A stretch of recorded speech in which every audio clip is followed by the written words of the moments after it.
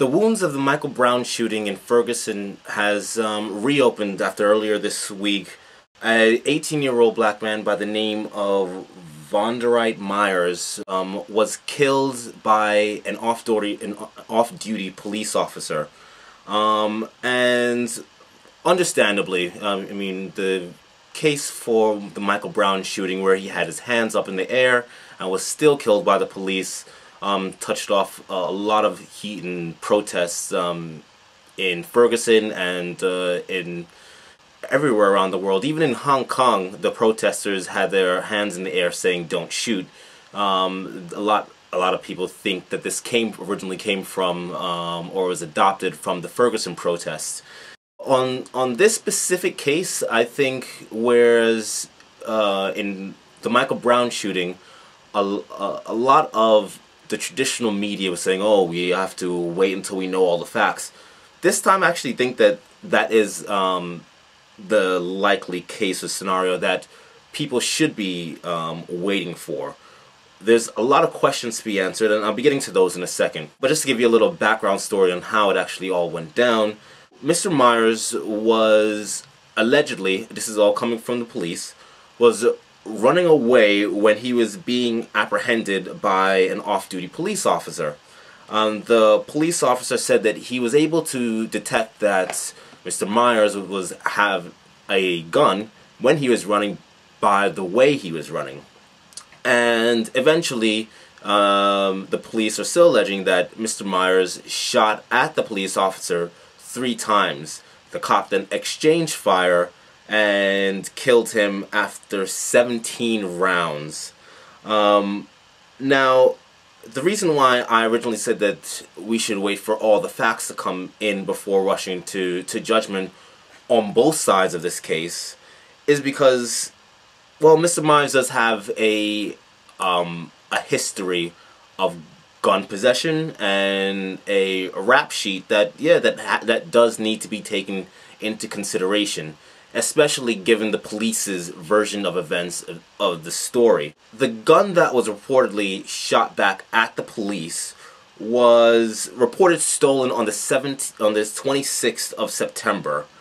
Mr. Myers was on a $10,000 bond because he previously tried again to escape arrest from the police officer, and went in the chase to apprehend him.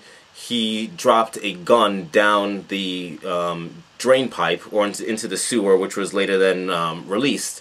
And he was supposed to be in house arrest with a GPS device fitted to himself, so the cops are able to know where he is at all time.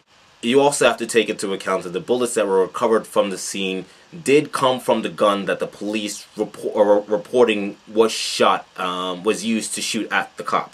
Cops can't really escape this one, you know, untinged either. I mean, there are a lot of questions that they themselves need to answer. For one, why was the cop who was off duty wearing his uniform? And why did he shoot Mr. Myers with a gun that was issued by the police department? I mean, I've never heard of a situation like that. Can you imagine, like, you have 2 part-time jobs. One you work at Burger King and the other you work at McDonald's. And then you can just show up to your McDonald's job in your Burger King outfit and say, yeah, I know that I'm actually being paid by one fast food establishment, but you know what? One, it's easier for me to just keep the uniform on, and maybe I get more respect that way because, you know, the fries at Burger King are better or something. No. That is not how it works. If you're not working for the police at the time and you are off duty, you should not be allowed to be employed in a similar line of work as a security officer for a private company and still be allowed to wear your police uniform and use your police issued weapon. That's for one. The two, all this because he was pulled over for a pedestrian stop. I guess what, just you walking suspicious? I mean, how can the police just pull him over because he was just walking? We know why, but still messed up. And lastly, I mean, how can why was it necessary to fire 17 shots? Now, don't get me wrong. If it is correct that Mr. Myers was actually shooting at the police officer, then the cop has a right to defend himself. 17 might be a little bit too many, but it is more justifiable than if he didn't have a weapon. Now, the people in Ferguson are claiming that he had a sandwich. Okay? No sandwich was, from what I understand, was retrieved from the scene. So that's why I think there's just so much confusion in this case that you actually need to do an investigation and find out what happened. This is sparking a lot of protests in Ferguson, as I said, because it was opening up old wounds from the Michael Brown shooting. But there are a lot of other cases of police brutality that we know are clear-cut cases of police brutality. Earlier this week, I did a story on a woman who had her window smashed by police officers with 2 children in the back seat because she was pulled over for a seatbelt violation, and she was on the phone with the police explaining why she didn't want to get out of the car.